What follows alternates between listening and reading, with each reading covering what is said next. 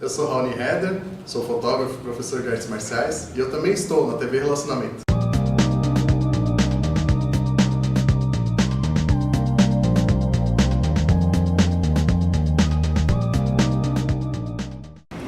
Olá, internautas, iniciamos mais o programa Você é Top.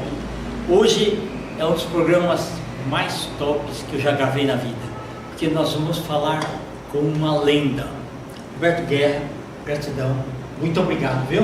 Desde a primeira vez que eu conheci você, você contou a história, eu fiquei realmente de queixo caído, falei assim, não, esse tem que ser meu amigo. Roberto, conta um pouquinho, os nossos internautas estão todos assim, mas o que será que ele vai falar? Conta um pouquinho você aí na história do kart e do grande campeão. O que eu vou falar? Bom, eu entrei no kart em 1971, como aprendiz lá, sabia de marcha das correntes, essas coisas. E em 1973 o Ayrton, né? Um menino de 13 anos, parou na oficina. Aqui coloca o chumbo no kart, eu coloco. Aí desceu no kart, colocando. E eu fui induzindo ele a colocar o que se utilizava o ritmo. Certo. Esse banco está errado, tem um banquinho certinho aí, você não pode pôr esse peso tudo atrás do banco, senão você fica com a traseira muito presa, a frente muito escorregadia. As informações técnicas mesmo, né? É, mas a gente ainda era novo, né? Tanto eu como ele. E ele estava fazendo a primeira prova da carreira profissional. Certo. Aí Deus quis que fosse comigo, né? E foi tudo maravilhoso, com sucesso, com vitórias. Depois eu não vi mais o Ayrton Senna, porque ele era uma categoria júnior, e a categoria júnior você tem que ensinar o pai para ensinar o filho. Questões de segurança, né? Também. É, e a gente prefere mais que a criança se destaque primeiro, para a gente ter certeza que ela vai seguir a carreira. E aí fica mais fácil, né? Porque também ela já passou por uma etapa, né? Ok. Então em 77 eu pego ele de novo, já com um contrato, o primeiro contrato que ele segurou, acho eu, na vida dele, no século início. E daí pra cá ele tinha muito para me dar, porque ele aprendeu a guiar assim muito bem. E eu tinha muito para oferecer também, porque eu aprendi toda a técnica do kart. Né? Ok, tá. E quando a gente se juntou, o melhor volante no caso, e eu na época, eu podia me considerar o melhor mecânico, porque eu me dedicava muito, né? Eu queria ser o melhor. Sim. E o resultado é a vitória. Quando a gente ganhava muito, a gente não estava errado, porque o resultado é que mostra se você está no caminho certo ou não. Sim. Eu e o Ayrton tinha muito para entregar para o outro. Ele, como um volante, né, só fazia aquilo, então passou a ser o melhor volante que existiu na época. E eu entregava muito a parte técnica, porque eu fiz estágio na oficina, eu fui fazer kart na fábrica. Então eu, de uma barra de cana, construí um kart. Puxa vida, que bacana. Regulagem do motor, né? No motor a gente tinha um espanhol Ok. que era especialista só nessa parte, né? Nós mecânicos de pista, nós não fazemos muito parte do motor. A gente experimenta vários motores que o oferece e a gente escolhe um lá para a corrida, né? Os motores são modificados, não são todos iguais. Então você pega um que no tempo ali no relógio se mostrou melhor. O resto é indicar, instruir o piloto, ensinar o piloto, curva a curva. O Ayrton mesmo ele já tendo uma bagagem, ele ainda tinha um pouquinho de variação, então você tinha que treinar ele de curva por curva, sabe?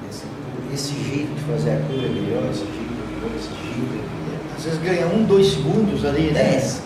Décimo segundo, né? Se você está no décimo, você ainda está bom. Quando você está começando a acertar o centésimo, aí a precisão tem que ser muito maior, 1 minuto já faz diferença. E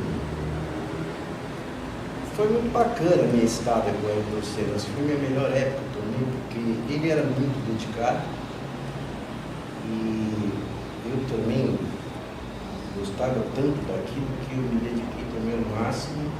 A nossa jornada, né, demorou acho que 6 anos consecutivos ali, viajando o Brasil inteiro, até um pouco para fora. E a gente estava certo por causa do resultado. Na minha equipe, junto com ele, minha equipe chamava Rocart, né?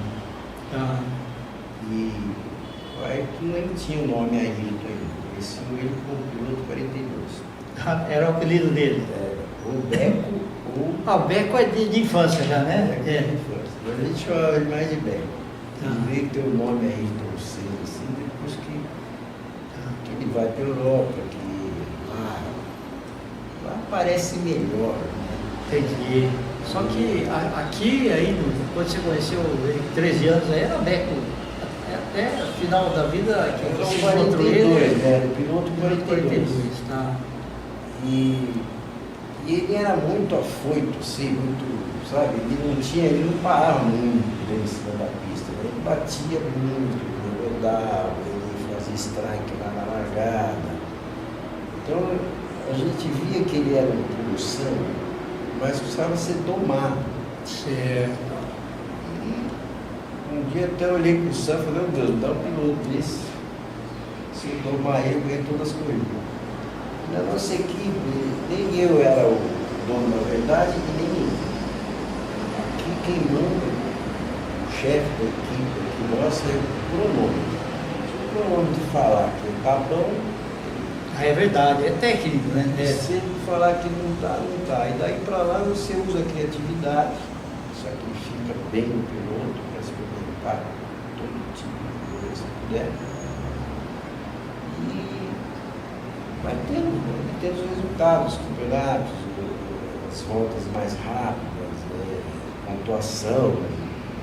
Cada vez que você corre, você tem que tirar alguma coisa da corrida. Ou a volta mais rápida, ou se permanecer nos pontos, ou fazer a pole position, considerar a pole position melhor. É a prova técnica, né? Ok. A corrida em si já é pode acontecer o inesperado, né? Então, se você faz a pole position ali, você já ganhou uma corrida técnica. Na prova, muitas vezes, a gente deixou de ganhar por bater, por alguém te bater, ou não vencer por uma quebra, ou na ultrapassagem do retardatário que quer competir, tomando meio segundo, sabe? Então ele acaba atrapalhando, respeitando a corrida. Então esses problemas o piloto tem, sempre vai ter. Mas todo mundo já sabe, né? Porque a parte escura do Ayrton Senna, todo mundo quer falar, é a parte kart, né? Que é onde ele aprendeu, ele sofreu um pouco. Porque da Europa para lá, ele já é um profissional. Sim. E a Europa precisava de um conteúdo, de um produto. Ele era esse produto, que começou a coloração, né? Fala aí. Isso é a entrada da Fórmula 1, né? Não, mesmo no kart. No kart mesmo, tá? Ele não conseguiu ganhar o campeonato mundial, mas ele tentou, foi vice 2, 3 vezes. Certo. E se ele tivesse ganho o campeonato mundial, talvez sempre não ia para cá. Mas o destino dele já estava para não ganhar mesmo o campeonato mundial, para continuar a carreira e fazer o kart. E fazer o carro, quer dizer. Aí ele foi muito bem na Fórmula 60, foi muito bem na 2000, foi muito bem na 3000. Aí os olheiros começaram a falar isso aí é mágico. Sim. Já o nome dele começou a ganhar, você. E aí na Fórmula 1 ele se agarrou na Toleman porque ele fez teste de equipes grandes, mas ele não contratou. Mas a Toleman sim. E ele falou, eu preciso correr, eu quero andar, eu quero nem saber de dinheiro, eu quero correr. Me vendo correr, vão me fazer com proposta boa. Foi certo. A John Play Special, a Lotus, ela contratou, pagou a multa lá, que se pagar no caso. E na Toleman ele já fez bem legal, chegou a ganhar corrida tudo, mas a equipe ainda não tinha condição de formá-lo campeão do mundo. Aí veio a McLaren. A McLaren terminou de aprender, né? Carro vermelho, né? Isso. Terminou de aprender, ficou muito bom, ficou perfeito. E tão perfeito que ganhou 3 títulos mundiais. Depois a equipe não dava mais para ele aquele resultado que ele precisava, né? Porque quando você ganha uma vez, você quer ganhar sempre, porque o sabor da vitória, você não quer perder aquilo. Sim, verdade. Aí ele tentou mudar tentou não, ele mudou de carro, né? Mudou de equipe, foi para a Williams, que era o melhor carro da época, mas quando ele cai lá na Williams, o carro tiraram todos os componentes eletrônicos, o carro ficou eletrônico, né? O carro ficou mecânico. E o carro mecânico não foi bom. Tinha que trabalhar muito. E tinha um alemão lá, né? De todo jeito lá. Certo. E aí houve a fatalidade, né? Então nós perdemos a Ayrton Senna, temos ele hoje como memória, mas a carreira dele automobilística foi assim, sensacional, quase que impecável. Desde os 13 anos, que ele já começa ganhando, ele vai até a Fórmula 1 ganhando, e ele é tão preciso que ele conseguiu 3 títulos mundiais. Né? Sim, verdade. Se tivesse aí, ele ia ter alcançado mais títulos, né? Mas é uma coisa que a gente não pode se falar de coisa.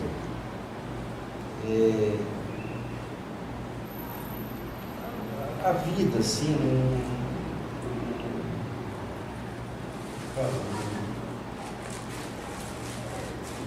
como é que se fala assim?